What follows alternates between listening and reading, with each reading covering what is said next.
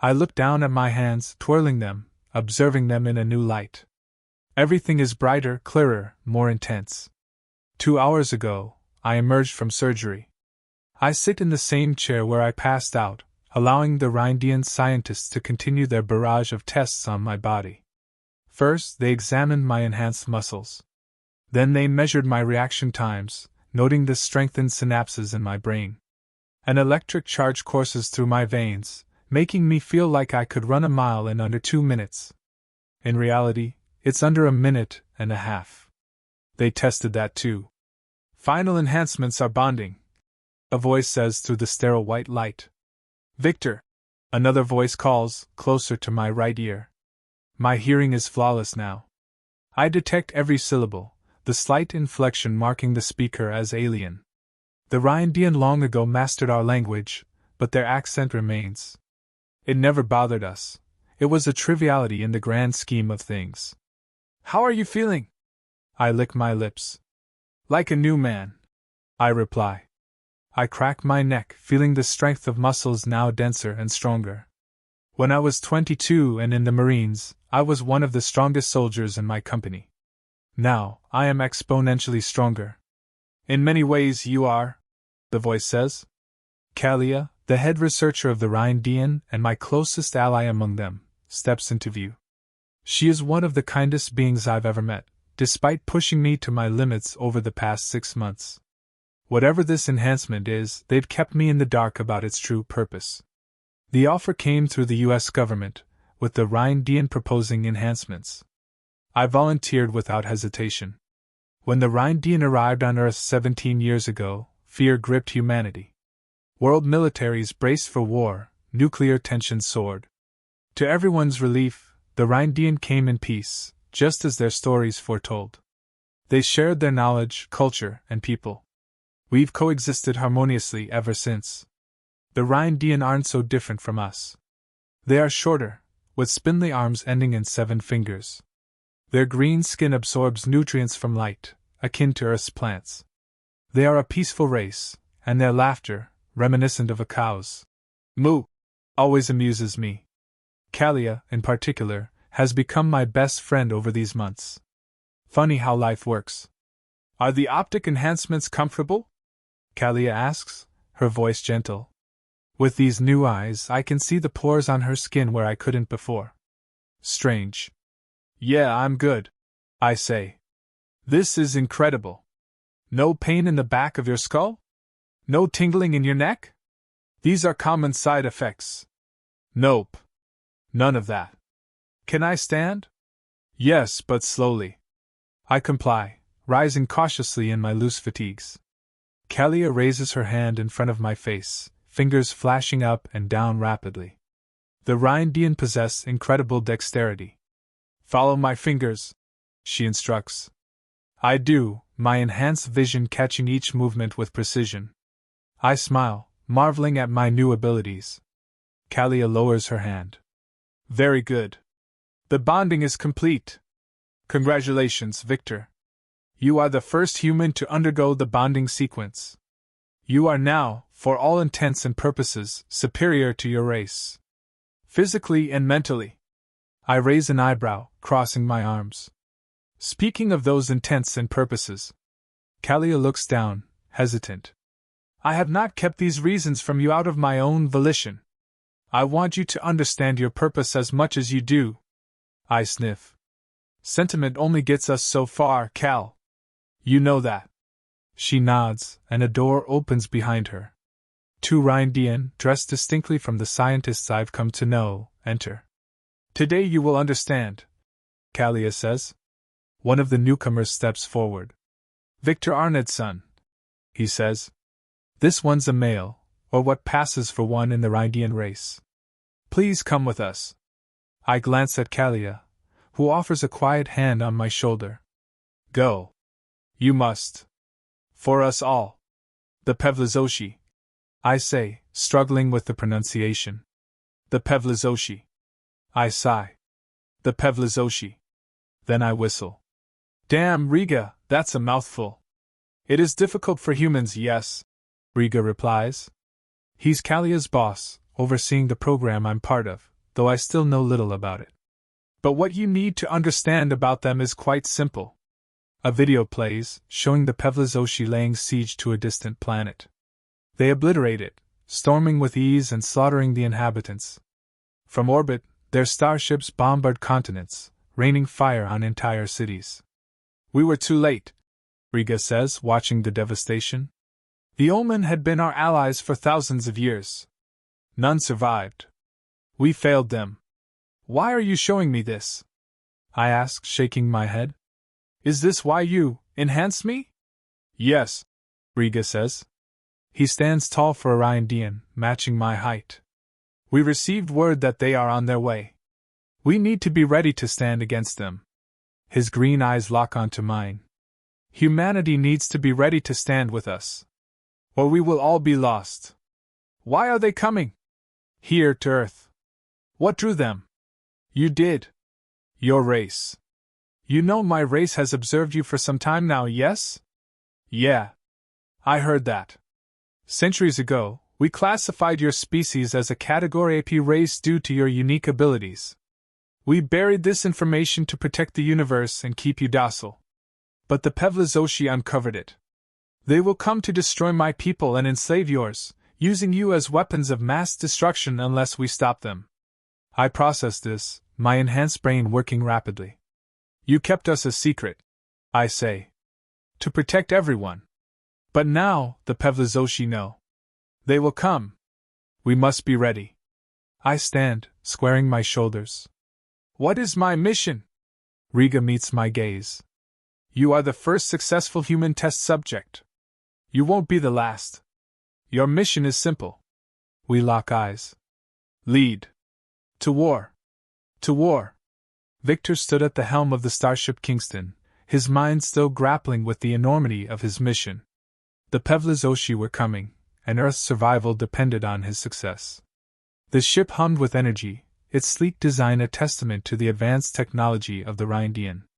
Captain Arnedsson, we are approaching the training ground, Lieutenant Jacobs reported, her voice steady despite the tension in the air. Jacobs had been his right-hand officer for years, a seasoned soldier with unwavering loyalty. Thank you, Lieutenant, Victor replied, his eyes scanning the holographic display in front of him. It showed the target area, a desolate moon on the outskirts of the Rindian solar system, chosen for its isolation and harsh terrain. We'll be running drills with the Rindian troops, Victor announced, addressing the crew. This isn't just a test of our new enhancements. It's preparation for the real threat. Stay sharp. The crew nodded, determination etched on their faces. They knew what was at stake. As the Kingston descended onto the moon's surface, Victor couldn't help but marvel at the landscape. Jagged rocks jutted out of the barren ground, casting long shadows under the dim light of distant stars. The air was thin, but the enhancements made breathing effortless. Ready, Captain? Kalia's voice crackled through his earpiece. She was observing from a nearby Rindian vessel, her scientific curiosity mixed with concern for her friend. Ready, Victor confirmed. He adjusted his helmet, feeling the surge of augmented strength in his limbs. Let's get this done. The hatch opened, and Victor led his team out onto the lunar surface. They were met by a squad of Rindian soldiers, their green skin contrasting starkly against the gray landscape. Riga stood at the forefront, his tall frame exuding authority. Welcome, Captain Arnedsson, Riga greeted, his voice carrying the weight of their shared mission. Are you prepared for the first exercise? We are, Victor replied, nodding to his team. Let's see what these enhancements can do. The exercise began with a simulated attack, Rindian and human soldiers working side by side to repel an imagined enemy. Victor's enhanced reflexes and strength were put to the test as he navigated the rocky terrain, dodging laser fire and coordinating his team's movements.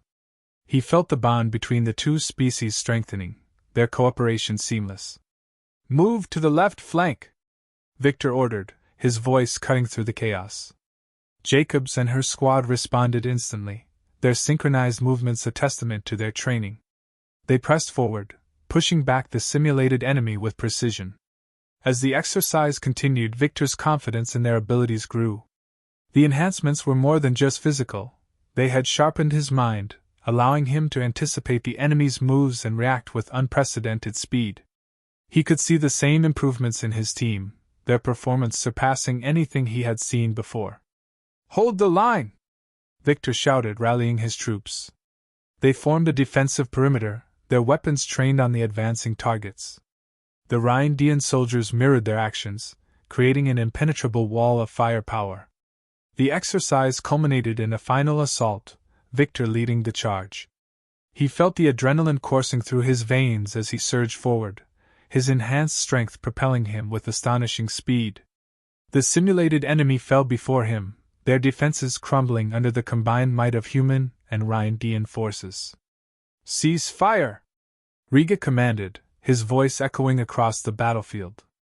The simulated enemies disappeared, leaving the moon's surface eerily quiet. "Well done," Riga said, approaching Victor. "Your team performed admirably." "Thank you," Victor replied, catching his breath. "The enhancements are working better than I expected." "Indeed," Riga agreed. "But this was only a simulation. The real test will come when we face the Pevlizoshi." Victor nodded, understanding the gravity of their situation. "We'll be ready," he said, determination in his eyes. Back on the Kingston, Victor gathered his team for a debriefing. The adrenaline of the exercise had worn off, replaced by a sobering sense of the challenges ahead. "Good work out there," Victor began, addressing his crew. "But we can't afford to let our guard down. The Pevlizoshi are unlike any enemy we've faced. We need to be prepared for anything." Jacobs raised her hand, a question in her eyes. "Captain, do we have any intelligence on their tactics or weaknesses?" "Not much," Victor admitted. "The Rindian have shared what they know, but the Pevlizoshi are shrouded in mystery. What we do know is that they are ruthless and relentless. We must be ready to adapt." The team absorbed his words, their expressions a mix of determination and apprehension. They knew the road ahead would be perilous, but they were committed to their mission.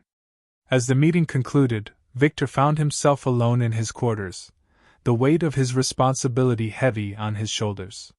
He stared out at the stars, their distant light a reminder of the vastness of the universe and the dangers it held. A soft chime broke the silence, signaling an incoming message. Victor activated the holographic display, Kalia's face appearing before him. "Victor," she said, her voice gentle. "How are you holding up?" "I'm managing," Victor replied, a small smile touching his lips. "The enhancements are remarkable, but the responsibility is daunting." "You are not alone in this," Kalia reminded him. "We are in this together." Victor nodded, her words a balm to his troubled mind. "Thank you, Kalia. Your support means more than you know." "We believe in you, Victor," Kalia said, her eyes earnest. "You are the key to our survival." Victor took a deep breath, the weight of his mission settling into a place of resolve. "We won't let you down," he promised. Victor's heart pounded as the Kingston prepared to jump into the uncharted sector. Intelligence reports indicated a possible Pevlizoshi outpost on a distant, desolate planet. This mission was crucial. Success could provide the strategic advantage they desperately needed. "Coordinates locked, Captain," Lieutenant Jacobs announced, her fingers dancing over the controls. Her efficiency was unparalleled, a testament to her dedication and skill. "Engage the drive," Victor ordered, his voice steady despite the undercurrent of tension. The ship shuddered slightly as it entered warp, the stars stretching into lines of light before vanishing into the swirling vortex of hyperspace. "All systems nominal," Jacobs confirmed, glancing at Victor. "We'll arrive at the target coordinates in 12 minutes. Victor nodded, his thoughts racing. This mission was unlike the training exercises. The enemy was real, and the stakes were immeasurably higher. "Captain, a moment?" Riga's voice interrupted his reverie. The tall Rindian stood at the back of the bridge, his expression serious. Victor gestured for Riga to join him. "What's on your mind?" Riga's green eyes were intense. "The Pevlizoshi are formidable. We must anticipate the unexpected." "We've trained for this," Victor replied, trying to project confidence. Our enhancements give us an edge. True, Riga conceded. But their unpredictability is their greatest weapon. Victor took a deep breath. We'll adapt. It's what we do best. Riga's gaze softened slightly. I trust your judgment, Victor. Just remember, we're all counting on you. As the countdown to re-entry approached 0, Victor's resolve hardened. All hands prepare for emergence, he commanded. The Kingston dropped out of warp, the swirling vortex giving way to the stark beauty of a barren planet. The surface was a desolate expanse of jagged rocks and deep canyons, illuminated by the faint glow of a distant sun. Scanners are picking up a structure, Jacobs reported. Approximately 50 kilometers to the north. Any signs of life? Victor asked, leaning forward. Minimal readings, but we can't be certain without closer inspection, Jacobs replied. Prep the landing team, Victor ordered. We're going down. Minutes later, Victor, Jacobs, and a squad of soldiers descended in a shuttle, the Kingston remaining in orbit as their guardian. The shuttle's engines roared as it cut through the thin atmosphere, landing smoothly on the rocky terrain. Stay sharp, Victor reminded his team as they disembarked. The air was cold and thin, but their suits compensated for the harsh conditions. The team moved cautiously toward the structure, a massive, angular edifice half buried in the rocky landscape. Its alien architecture was unmistakably Pevlizoshi, stark and foreboding. Jacobs, scan the perimeter, Victor instructed, his eyes scanning the horizon. Scanning, Jacobs confirmed, her handheld device humming softly. No immediate threats detected, but this place gives me the creeps. Victor couldn't disagree. The silence was oppressive, the stillness unsettling. They approached the entrance, a towering archway flanked by imposing statues of alien warriors. Entrance is clear, one of the soldiers reported, his voice tense. Move in, Victor ordered, leading the way. The interior was dimly lit, the air heavy with the scent of ancient metal and dust. Their footsteps echoed ominously as they ventured deeper into the structure. They entered a vast chamber, its walls lined with intricate carvings and alien symbols. In the center stood a massive console, its surface flickering with faint, unreadable glyphs. Jacobs, see if you can access their systems, Victor said, motioning to the console. Jacobs approached cautiously, her fingers hovering over the alien controls. I'll do my best, Captain. As Jacobs worked, Victor's attention was drawn to a series of holographic displays along the walls. They depicted scenes of battle and conquest, the Pevlizoshi warriors ruthless and unyielding. This place is a shrine to their victories, Riga observed, his voice filled with a mix of awe and dread. They revel in their domination. We need to understand their tactics, Victor said, his mind racing. Anything that can give us an edge. Got it, Jacobs exclaimed, her eyes widening as the console sprang to life. Accessing their data now. Victor and Riga joined her, watching as streams of alien text and images filled the screen. It was a trove of intelligence, detailing the Pevlizoshi's strategies, strengths, and weaknesses. This is incredible, Riga murmured, his eyes scanning the data. We can use this to prepare our defenses, to understand their movements. Suddenly, an alarm blared, the shrill sound reverberating through the chamber. We've been detected, Jacob shouted, her hands flying over the controls in a desperate attempt to shut it down. Prepare for contact, Victor ordered, his heart pounding. The soldiers took defensive positions, their weapons aimed at the entrance. Moments later, a squad of Pevlizoshi warriors burst into the chamber, their reptilian forms clad in sleek, black armor. Their eyes glowed with malevolent intelligence as they charged forward. Fire! Victor commanded, his enhanced reflexes kicking in. The chamber erupted in a hail of gunfire and energy blasts, the air crackling with heat and light. The Pevlizoshi fought with brutal efficiency, their movements swift and deadly. But Victor and his team held their ground, their enhancements giving them the edge they needed. Victor ducked behind a pillar, his mind racing. They needed to hold out long enough to secure the data and make their escape. Jacobs, how long? Almost there, she shouted back, her fingers flying over the console. Just a few more seconds! Cover her! Victor yelled, stepping out to draw fire away from Jacobs. His enhanced speed and strength allowed him to dodge and counterattack with precision, taking down several of the Pevlizoshi warriors. Data secured! Jacobs called out. We need to move! Fall back to the shuttle! Victor ordered, his voice cutting through the chaos.